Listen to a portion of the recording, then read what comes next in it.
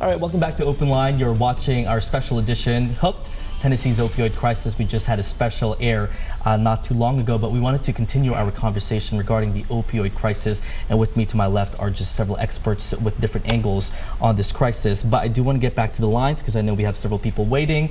I believe we have Cynthia. Cynthia, you there? Yes, hi. Go ahead. Go ahead. What would you want to ask? Well, I was thinking about this idea that addiction is a disease, and I disagree with that. I think that there are people who have such pain that they need to have these painkillers, the surgeries or whatever, and then that way they become dependent. I understand that. But I think that what the communities, and I could be wrong about this, but the conversation, it seems like it's all about a disease. But I believe that there's something that they're overlooking, perhaps, and that is that when people feel hopeless and they start to feel devalued, they often turn towards the drugs and alcohol. And what are they doing, if anything, to get people to start valuing themselves again?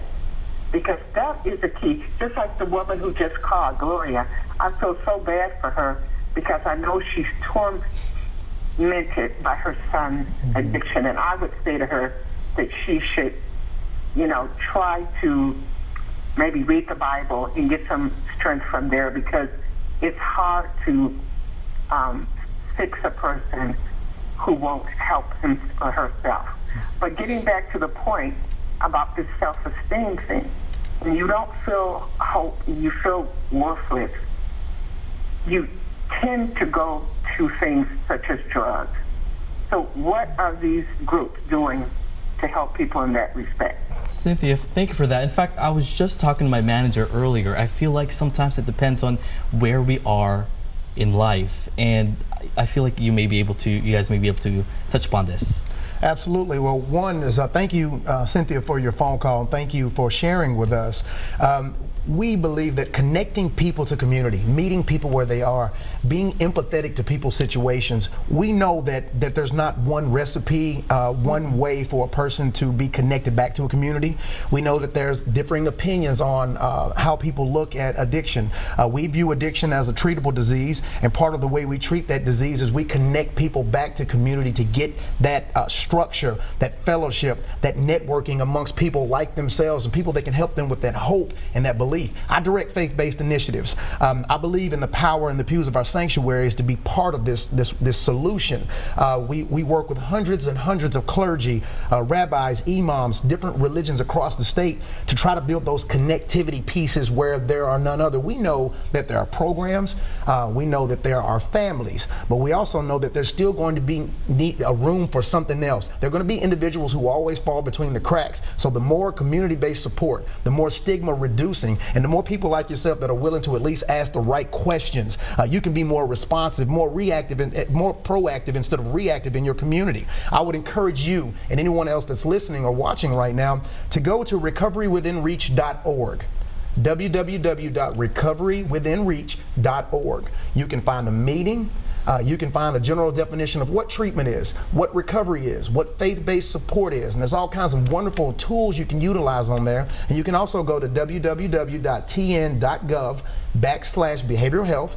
You can connect with our department, and you can connect with our certified peer recovery specialist training program that empowers individuals like myself that are in recovery, puts us together with a network of other individuals like us that are ready to get our hands dirty, get out there and get down and dirty with the broken. I was a broken person. I needed someone broken like me to reach out and help somebody like me. So sometimes it's not going to take the person that's calling. It's going to take somebody that looks and talks like me and has been through what I've been through.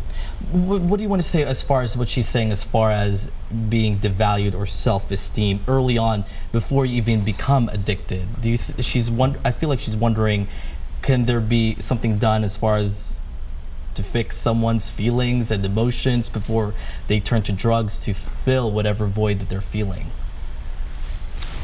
I guess it seems like a therapy counselor type of thing. Right. Well, it is, and you have various mental health centers You have various prevention programs that the Department of Mental Health and Substance Abuse Services provide, and those two are on the state website. And so for that piece, but I'm gonna go back to what Monty said, and I'm a firm believer, while I work in a formal treatment center, that formal treatment center cannot do it by itself. I need the community.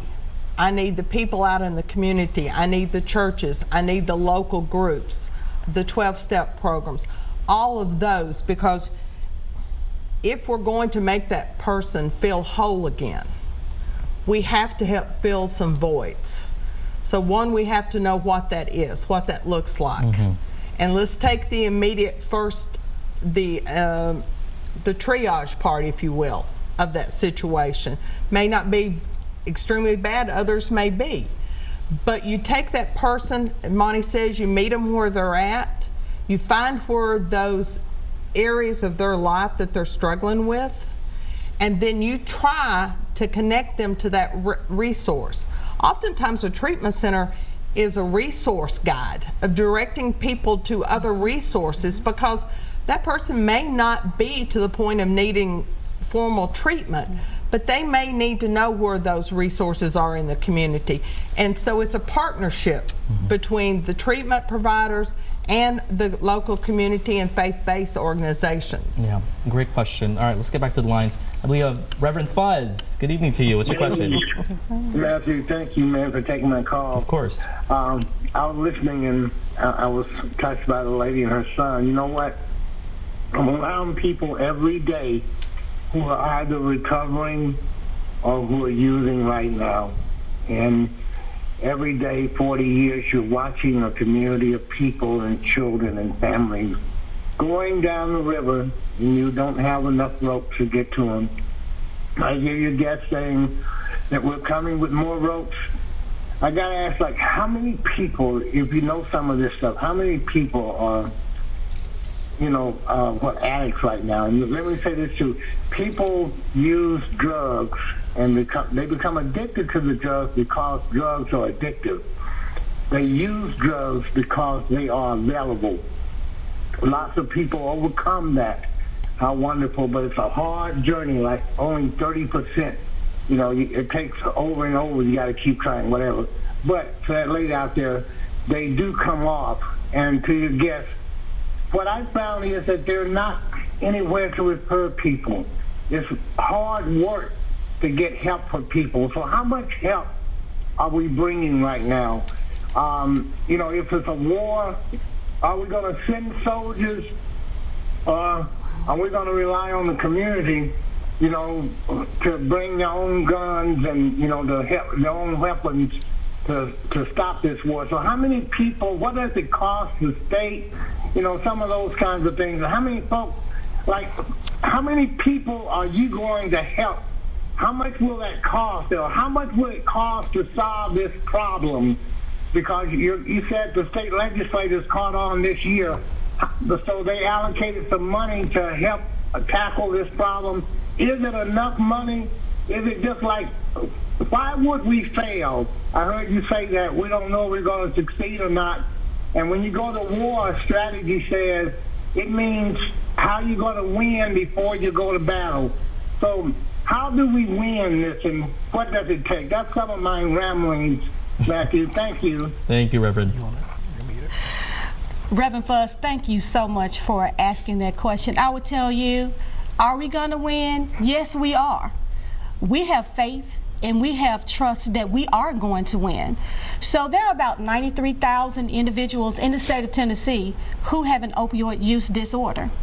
Out of that 93,000, you got about 15,000 who are uninsured. They don't have any type of insurance to be able to help with any addiction treatment services. So that's why we are here at the state, and that's why we need you. I would say about over 10, 12 years ago, we sat down as a team in our division and we decided we can't do it alone. We just could not. There's just no way. There's not enough money, there's not enough resources for the state to do this alone. And so that's when we said, let's move aside separation of church and state. because we need the community, we need the church, and they need us also.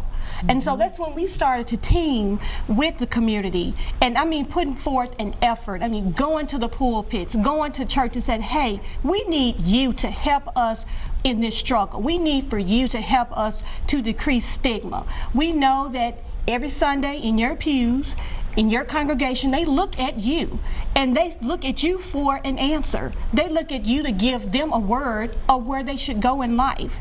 And we want you to help us to say, there is an answer. There is a way out of this addiction. There is a path to your recovery. So Reverend Fuss, thank you for bringing that up.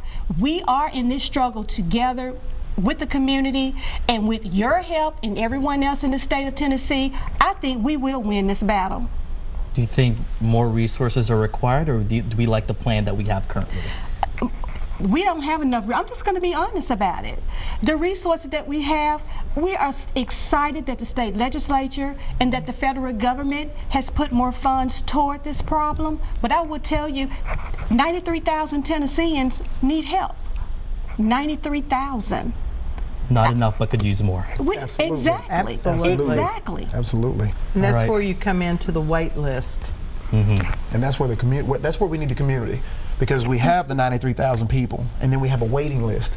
So we need reverends like Reverend Fuzz that are willing to get out on the front lines and be a community-based resource until we can get that person to bed. We have almost 12,000 congregations in the state. We got one of those in every county. We got multiple of those in every county. If we can get our congregations, listen, it is. I don't like to use the word war, but that's what it is. And we need community-based support on the ground side, because everybody's not going to go into treatment. Some people may just need people to be empathetic and give them a hug and meet them exactly where they are. And that goes back to break down the stigma. If people feel accepted and feel that there are people supporting them, then of course they open Exactly. We assess, one of the things you do, and Debbie can attest to this, is that we assess you to see if there's a need for treatment. Sometimes people don't assess for that need, but they have other needs, and that's where those linkages in the community are important.